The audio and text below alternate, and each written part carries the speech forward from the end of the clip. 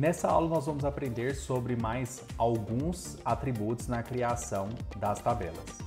Bom, a gente criou a tabela assim, foi a tabela que a gente criou, ela está aqui. Agora a gente vai entrar na explicação de chave primária, certo? Então, para a chave primária aqui, eu vou estar fazendo uma alteração. Essa coluna que eu chamei de código, eu não quero chamar ela de código, eu quero chamar ela de ID, que é o que realmente geralmente é mais usado, que é para identificar o código do registro, a gente utiliza essa nomenclatura de ID. É uma nomenclatura, eu poderia colocar João Paulo aqui, só para você entender que é uma nomenclatura, e eu vou colocar ela como ID.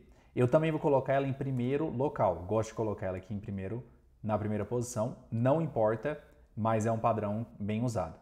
Para eu criar essa tabela de usuários novamente, se eu tentar criar ela aqui, eu vou receber um erro que ela já existe. Eu vou deletar essa tabela para criar ela novamente.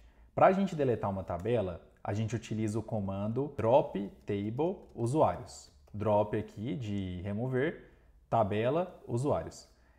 Muito cuidado para rodar esse comando, se você tiver um ambiente óbvio de produção, é um comando que você vai remover a tabela. Então, eu coloco drop table usuários e aqui eu vou criar essa tabela novamente. Para criar essa tabela, veja o que vai acontecer. Eu vou selecionar os registros dessa tabela,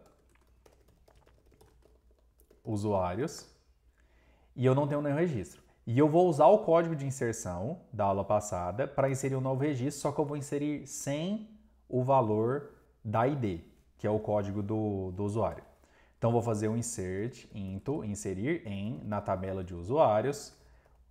As colunas que eu vou inserir vai ser apenas nome, data de nascimento e criado em. Vou remover a coluna de ID, não vou inserir ela. Vocês vão entender o porquê. Vou inserir aqui, entre aspas, o SUM, a data de nascimento, 1997, do 4/4, 4/4, e o criado em hoje, que é 2024, do 5/29. Quando eu fizer a inserção aqui, ele vai inserir com sucesso, porém, quando eu selecionar os usuários, essa pessoa não tem registro. Pensa, quando você estiver inserindo usuários no banco, seria ruim você ficar analisando qual vai ser o código desse usuário.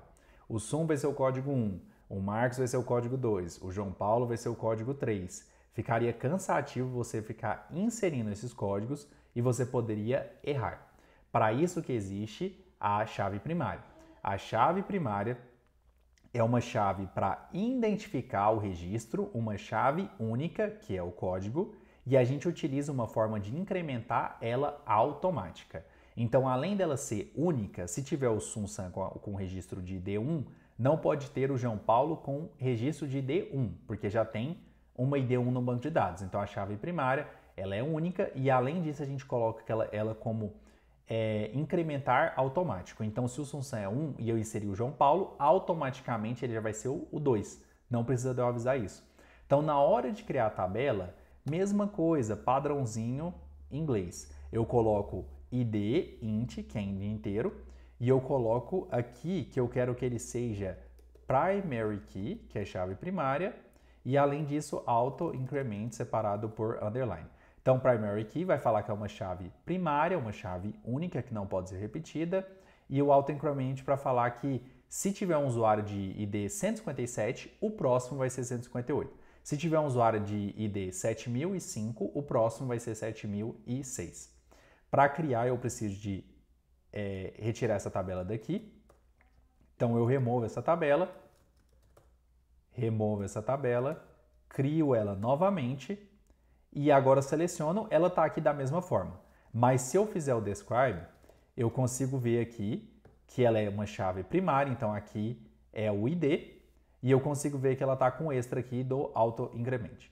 E agora, quando eu fazer a inserção do SUM aqui, mesmo não colocando a ID, olha o que acontece. Eu seleciono aqui e a ID do SUM é 1. Por quê? Não tem nenhum. O primeiro foi o número 1. Se eu inserir agora o João, ele automaticamente vai ser o número 2. Então eu seleciono, automaticamente ele é o número 2. Se eu colocar a ID aqui de forma manual, eu posso sim colocar aqui o Pedro como número 3 ele vai inserir normalmente o Pedro com o número 3, selecionando o Pedro 3. Mas se eu tentar inserir agora o Marcos com a mesma ID 3, ele vai dar o erro falando que a entrada 3 ela está duplicada para a chave primária do usuário, que é a ID. Então, para isso que serve uma chave primária. E ela é bem útil porque você pode utilizar, por exemplo, numa tabela que você não quer de forma alguma que repitam as pessoas, você pode colocar como chave primária o CPF. E aí o CPF é único, não repetiria nem no banco de dados. Mas geralmente a gente faz esse tratamento na aplicação e deixa a tabela de pessoas com a chave primária sendo a ID. São várias aplicações e fica muito fácil o autoincremente porque ele acrescenta esse código sozinho. Fica bem mais fácil de controlar se você tivesse que controlar isso manualmente. Então nessa aula aprendemos sobre chave primária e prepara aí para a próxima.